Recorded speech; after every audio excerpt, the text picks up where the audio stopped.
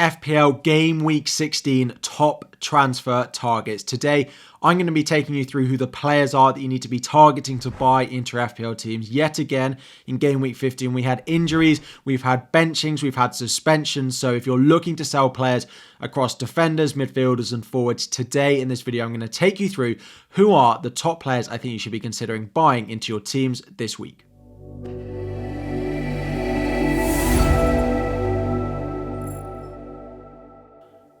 Welcome back everyone, FPL Harry here, looking at those top transfer targets. 1,000 likes on the video is the aim. Subscribe if you are new around here. Just before we dive in, the data taken from all of these videos is always taken from Fantasy Football Scout members area. If you are interested, they are still running discounts. Do go and check out the link that is in the description if you do want to sign up. Again, all the data, all the fixture ticker that I use for making this video is taken from there. But looking at the top assets that I still think you should buy, Son is still in there. Of course, he plays on Thursday evening against West Ham, but for me, still playing up front. Spurs just look like they're a team that just want to score goals. They look like a fun team to play for at the moment. They just want to attack, not much more. So Son is definitely a top transfer target for me alongside Erling Haaland. Yes, he blanks in game week 18, but for me, he is still a priority buy. And finally, it is Mo Salah. Now, he did blank against Sheffield United, but still, his consistency so far this season does put him in there. Now, two players have been taken off the list this week. Bukayo Saka and Trippier are players who keep coming on, then get taken off. Trippier plays Spurs in game week 16, and he's on 4 yellow cards at time of recording as well. If he picks up a yellow card on Thursday evening, then he will be suspended for that game anyway. The other one is Bukayo Saka. Now, Arsenal are scoring a lot of goals, but he's not necessarily that involved at the moment, which is a little bit of concern. He's very consistent, but he's almost up to 9 million at the moment, which makes him a non-essential buy. I still think Trippier and Saka are decent buys into our FPL teams, but they don't sit at the same level that these three do at the moment. Now, looking at some key players to avoid, there are 3 of them in here. 2 of them are the same as last week, so a reminder if you're looking to buy Lascelles, we are hearing that Botman is not very far away. He could be back in game week 17 or game week 18, and game week 16 is away at Spurs. So if you're looking to buy a cheap defender, unfortunately, is not Lascelles anymore.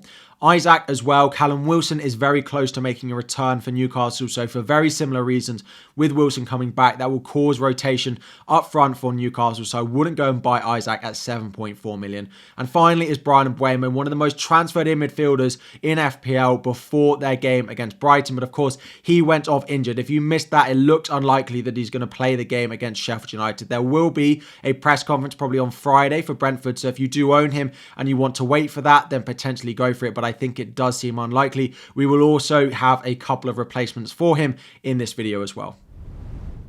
So first up are the Chelsea defenders. I'm going to take a little bit of time just to pick them apart because looking at the fixture ticker, they do sit top for both defensive fixtures and attacking fixtures. So they are getting a lot of attention, but they've not been keeping a lot of clean sheets recently, and there is a big risk of rotation.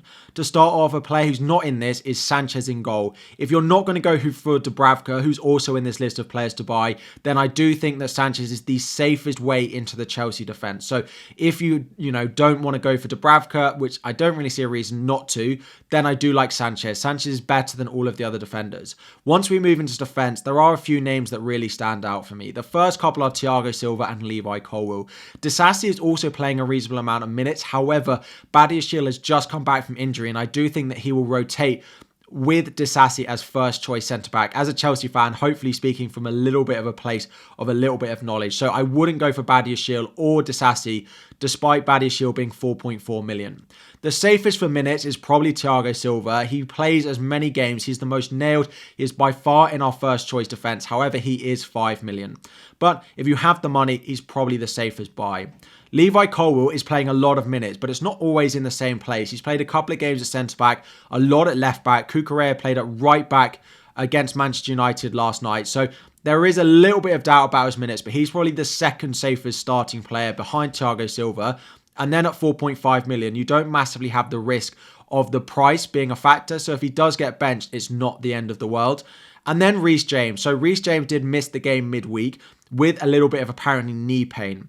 All that tells me is that Reece James is not over his injury concerns. So if you are looking for a Chelsea defender, although I think he'll start against Everton, don't go and buy Reece James. When we play 2 or 3 times a week over Christmas, I don't think Reece James is going to play all of them. So 5.4 million for a defender who is playing for a team who don't keep consistent clean sheets, that we don't know who's going to play every week. For me, I wouldn't go there. So if you've got the money, Thiago Silva for me is the safest bet. If you don't and you want a cheaper option, Levi Colwill is next. So we mentioned Sanchez in the Chelsea section, but for me, the number one goalkeeper is Dubravka. Now, we've heard that Nick Pope has had surgery, so that is not good news for him, but it does mean that Dubravka is likely to stay in that team for 3 or 4 months, right? So that is a very long time. He's up to 4 million, but still at that price, I think he's a great buy. There's been a lot of talk about, do we think Eddie Howe, do we think Newcastle are going to sign another goalkeeper? However, looking at the comments that Eddie Howe has made in his press conference this week, he's spoken very, very highly of Dubravka. He said he trusts him, he said he's great on the ball, and he is a top-class goalkeeper. So, unless he has an awful December with the fixtures that we've got coming up, then they might go and reconsider. But if he has a decent enough month before the transfer window opens, I do think Dubravka will stay in goal for Newcastle, and at 4 million, you can't really go wrong. Next up, into midfield, we have got Kudus of West Ham, a big differential who continues not to be bought enough despite the returns that he's getting.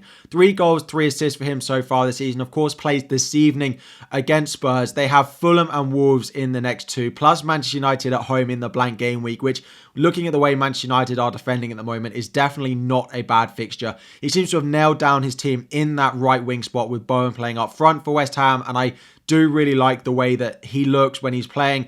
The flair is there, the confidence is there. I really do like him. If you're looking for a Mbeumo replacement this week, I do think that he is definitely one of my top 3 placements to buy. And of course has a better fixture. The other 2 are Gordon, who goes to Spurs this week, and the other one is Cole Palmer, who's also in this list. So those are my top 3 replacements if you're selling Mbeumo this week. Fulham and Wolves in the next 2 means he definitely has to be considered. So we've spoken about Chelsea, and I mentioned with Kudus, Cole Palmer, he scored again last night against Manchester United.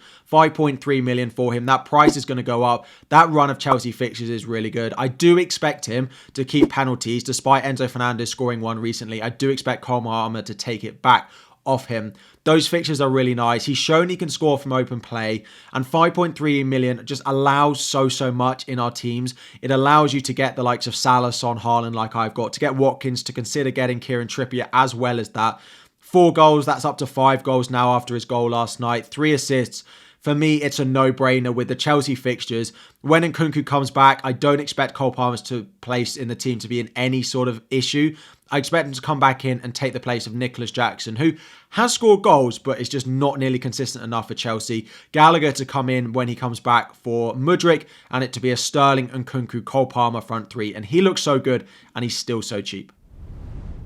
And then the man up front that I will continue to recommend, he's still only 6.5 million. He's still under 10% owned, and that is Dominic Solanke of Bournemouth. Manchester United this week away, who are conceding goals. Luton, Forest and Fulham in the 3 after that as well. Then it's Spurs and Liverpool, who are actually still conceding goals. So I don't hate any of the next 6 upcoming fixtures, despite the fixture ticker maybe giving them grey or red difficulty. We know that he's proven to be scoring goals in the Premier League. Ollie Watkins for me is the second best striker in FPL. He does have a difficult fixture at home to Arsenal this week, although all us Arsenal defenders know how they're conceding goals at the moment. If you can't afford to go and buy Ollie Watkins as your second striker, or you need a third striker, Dominic Solanke is definitely the next name that should be on your team sheet. Over Christmas, I've said it every video, he will stay in here, and I will say it again. He will play 90 minutes. He is very vocal to what they do. Yes, they've scored some goals recently that he's not been involved in, but he will get returns. The fixtures are there. The form is there. He's been consistent. He's just a reliable asset. And then finishing on my top 3 differentials at the moment. So the first one is a very cheap option. It could be Lo Celso, who is 4.8, but again, difficult fixtures potentially coming up for them. I've gone with Garnacho at Manchester United, 4.7. Seems to be pretty nailed in that Manchester United team at the moment. He scored a bicycle kick against Everton. Now, Manchester United are not consistently scoring goals, but I do fancy him as a player. I do really like his ability on the ball, his ability to take people on, and I do think he's got returns in him. Now, he's not explosive. He's not going to get 2 or 3 goals a game for me. He's not massively going to be reliable every single week. But as a cheap option to sit on your bench to rotate in depending on the fixtures, I really like him. The second one is Wolves generally, but also I've gone with Cunha here, but it could also be Hwang Hee-chan in the midfield. I mentioned Kudus, Gordon and Cole Palmer as Mbeumo replacements, but I also like Hwang Hee-chan in midfield. They're going massively under the radar because they don't score a lot of goals, but basically Cunha and Hwang Hee-chan and Neto when he's fit are the only three players who are contributing to goals. So if you need a cheap forward, you can't afford Solanke, who I do prefer. You want a differential. Cunha has been very consistent. And finally is Odegaard. I've spoke about Saka coming off my essential players list, and if I was looking to buy now, it would be pretty close between Odegaard and Saka. Odegaard on more set pieces, Odegaard being more central during open play. He doesn't have quite the high price tag that Saka has, and he's massively less owned. So if you haven't bought Saka yet and you want a differential, do consider going with Martin Odegaard over him. So we've done hype-owned players. We've done players to avoid, bandwagons. We've done some injury updates, 5 players to buy, and my top 3 differentials. We'll be back tomorrow, Friday morning, with my team selection. Of course, I do have Mbeumo in my team. I have a few other issues in defense as well. So lots to talk about in that video and a potential -4 for me as well. Thank you all so much for watching. 1,000 likes on the video. Subscribe if you are new around here. We are so close to 89,000 subscribers, and I'll be back again very soon.